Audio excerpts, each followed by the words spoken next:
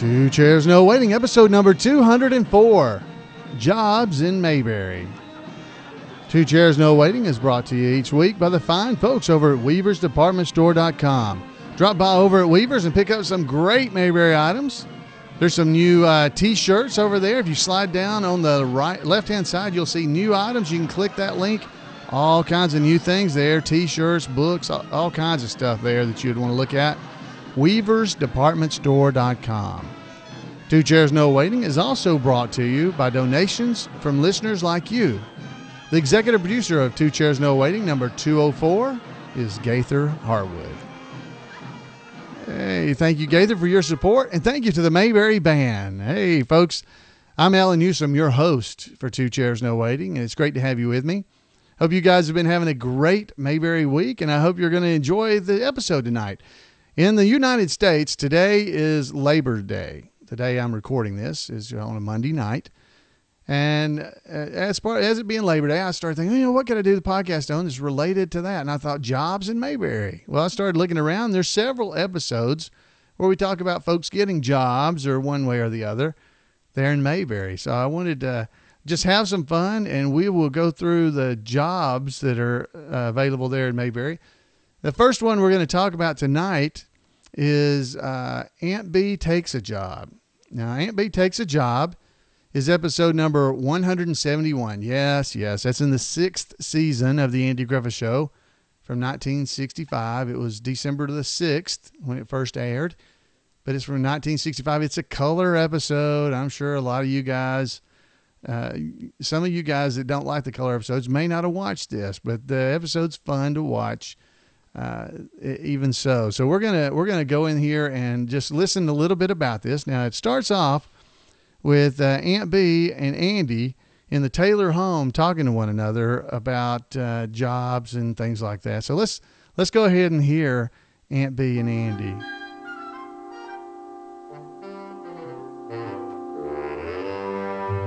Andy, did you hear what happened to Clara Cartwright?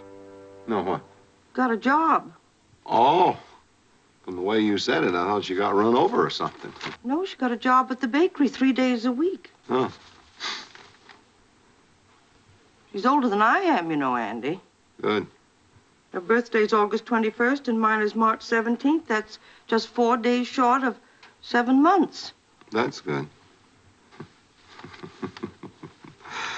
That Moon Mullins is something. There she was, staring at the 4 walls. Children are grown, you know, and doesn't take her any time to do her housework. And she wanted to be active. I think that's a good idea. You do? Andy, turn to page 7 in the other section. In the other section? Page 7. Now look at the want ads. Well, there's a lot of them today.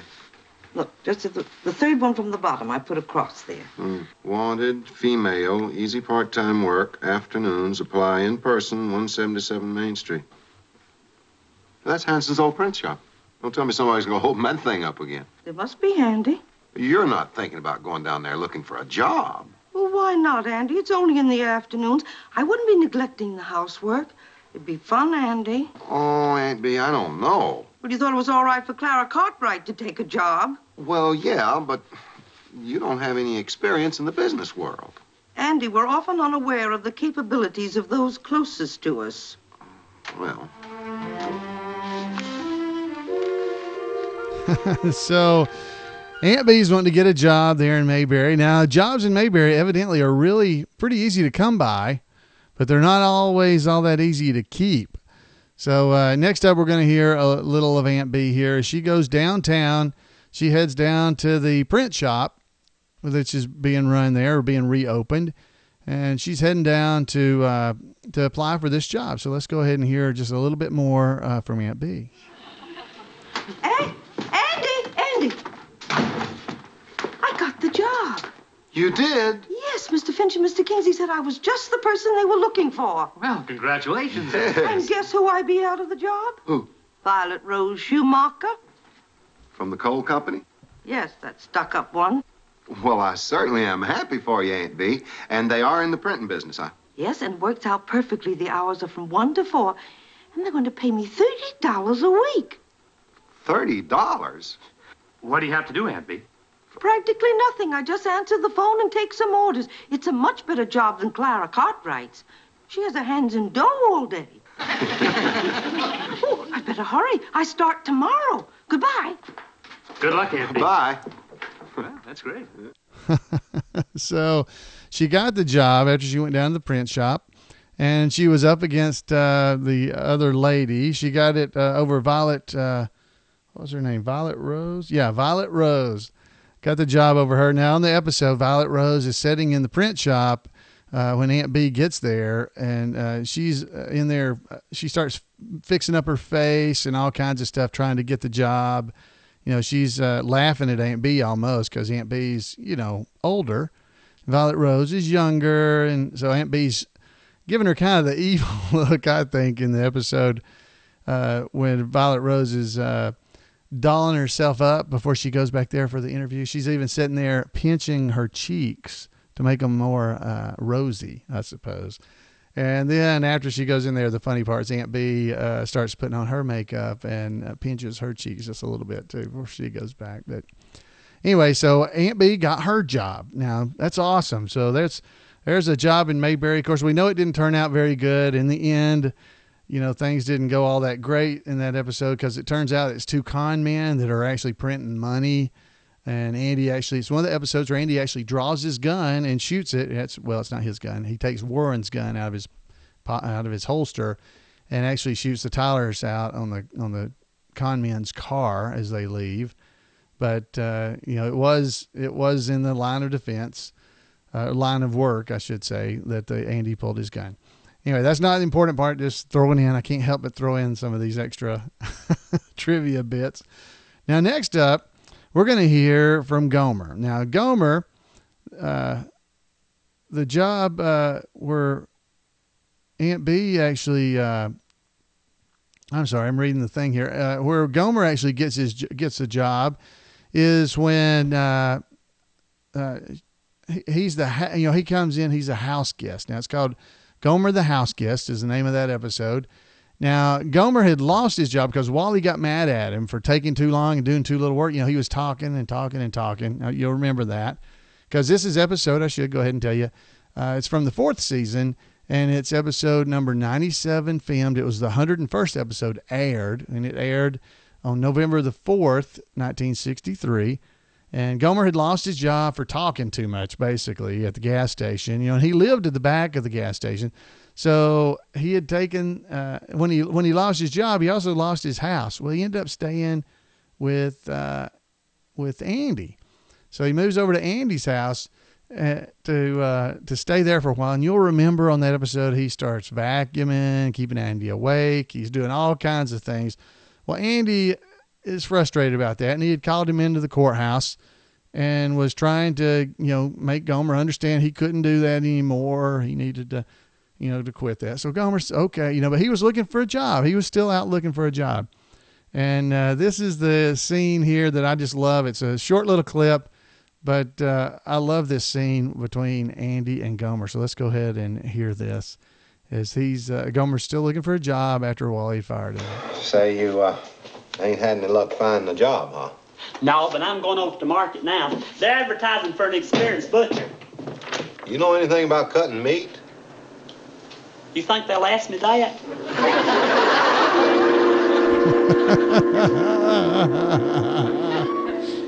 Oh, I just love that. So we're not going to go into a whole lot of that episode because I think most of us know that one really well. But I just love that. You know anything about cutting meat? You think they'll ask me that? So Gomer also looking for a job there in Mayberry. And, of course, in the end, he goes back to work for Wally because Andy convinces Wally that all of his business is because of Gomer. It's because of Gomer's relationship with all these people that they come to Wally's service station to get work done. Because Andy proves it because, they were all coming over to his house when Gomer was staying there to get their work done on their vehicles. And so, Wally was definitely losing work. So anyway, Gomer got his job back in the end, which is, what we would have expected. Now, next up and lastly, we're gonna do with Opie. Opie gets his job. Now, when Opie gets a job here, it's this episode was in September of 1965 when it aired. It was episode number 160 aired. It was filmed the 161st episode, but it was aired number 160. It came on 13th of September 1965. Now, you'll remember in Opie's Job, maybe, this is a color episode as well, but we talked about it back on episode number 130 of this podcast.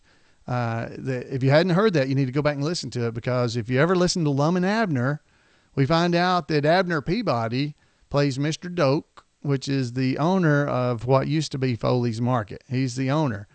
And Billy Crenshaw and Opie compete for a job, trying to get this job. All right, you remember all that. Well, you may not remember what happened at the beginning of the episode. Now, what happened was, at the beginning of the episode, Opie is riding his bicycle down the road there, and he sees his little girlfriend. He sees her, so he starts riding without his hands on the bicycle and crashes into the tree and breaks his bicycle. Now, I don't know if you remember all that, but then when he gets home, of course, Andy, having had a bad day at work, he begins to discuss this with Opie. So let's just hear. I believe we got all of that. Let's hear some of this. I don't know what to do with you. What I ought to do is make you go out and earn the money to pay for that bicycle. They're sitting at the table. You'll soon find out how They're hard in the it is to Taylor make house. $20. Eat your supper.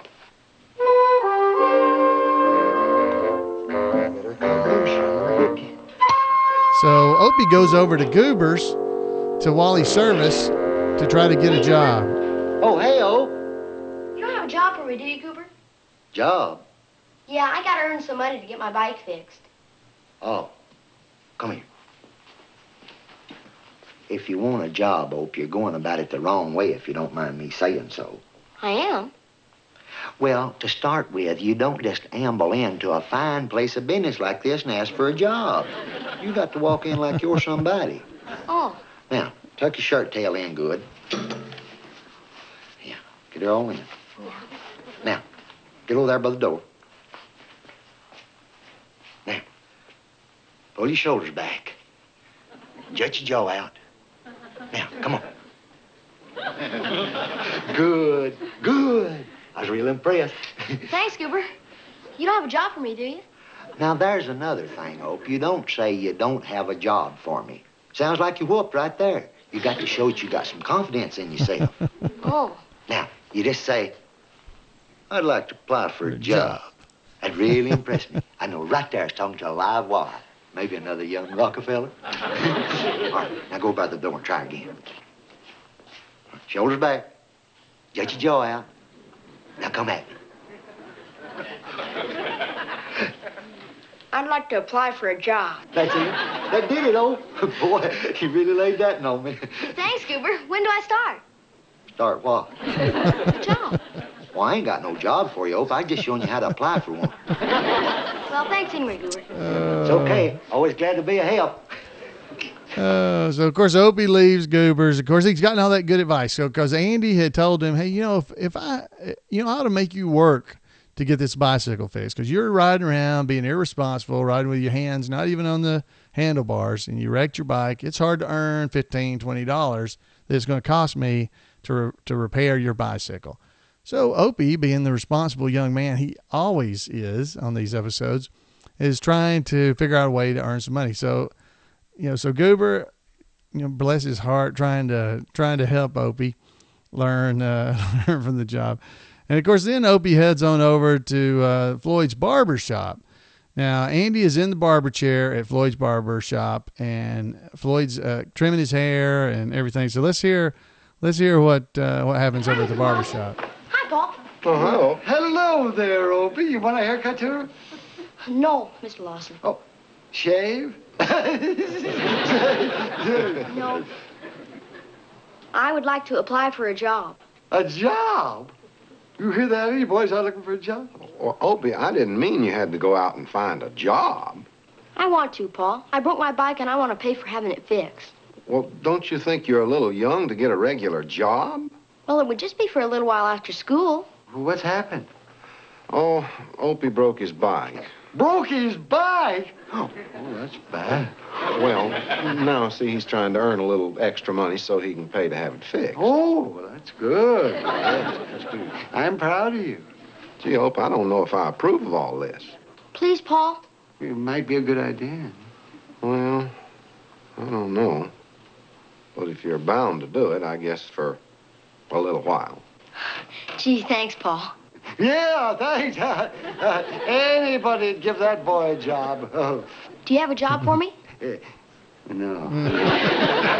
That's okay. Bye, Paul. Bye, Mr. Lawson. Yep, yeah, anytime I can be of help to you. Oh, that's a nice boy. This is nice. Anybody would give that boy a job. You got a job for me, Mr. No. Oh, I love Floyd. He is so funny. Anyway, so Opie's trying his best to find a job. Now, you'll remember what actually does happen is during that episode, he does get that job with Billy Crenshaw and him competing for Mr. Doak at Foley's Market. And he eventually does end up getting the job. But if you remember, Billy, he wanted the job because, well, you know, his family had some bills. You know, they'd been sick, you know, his pa had been sick, and they had some family medical bills that they needed to pay and all that stuff. So, I mean, this is a real tearjerker scene here at the end, but Opie couldn't keep his job because Mr. Doak told him when you take this job, you know, you're going to have to give up baseball and all that kind of stuff. Well, when Opie found out that Billy needed a job to help pay bills, and all he needed it for was to get enough money to pay for his bicycle repairs and stuff. You know, he went to Mr. Doak and said, Mr. Doak, can I have the day off? I want to go play baseball. And so Andy had been bragging on Opie and everything about how he had gotten that job. And then in the end, you know, he finds out Opie quit because he wanted to go play baseball and got fired. And then Andy finds Opie on the front porch, and we hear this. Home kind of early, aren't you? Yeah, I guess so.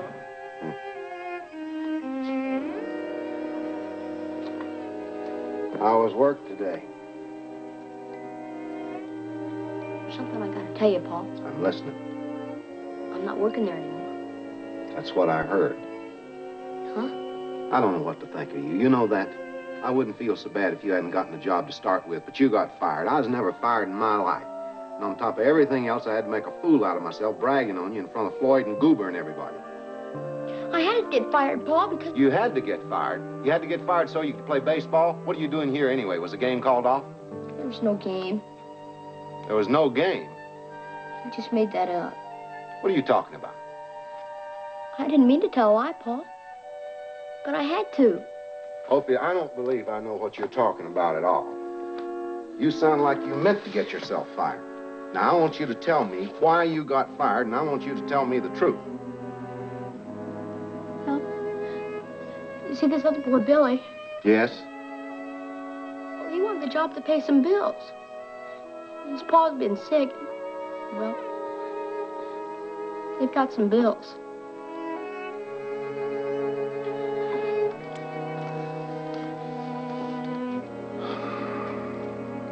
I'm sorry. It's okay.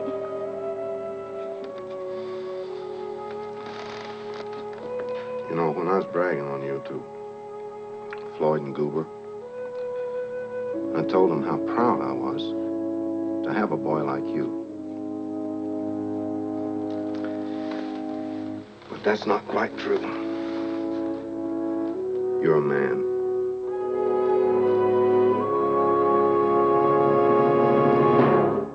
Ooh, boy. Folks, if you don't like the color episodes of the Andy Griffith Show, you've never watched this one. Andy was a little hard on Opie there, but wow, that is a powerful moment between a daddy and his son right there. Definitely encourage you to watch it. You know, and kind of puts in perspective, doesn't it? What's important, that job, you know, especially that $15 job that Opie was trying to get enough money to fix his bicycle, or Billy was trying to get his daddy get enough money to help pay his daddy's bills because he'd been sick. Folks, hey, I think that's a great lesson in Mayberry, what's important in life. I believe it's our families, our friends, and taking care of one another.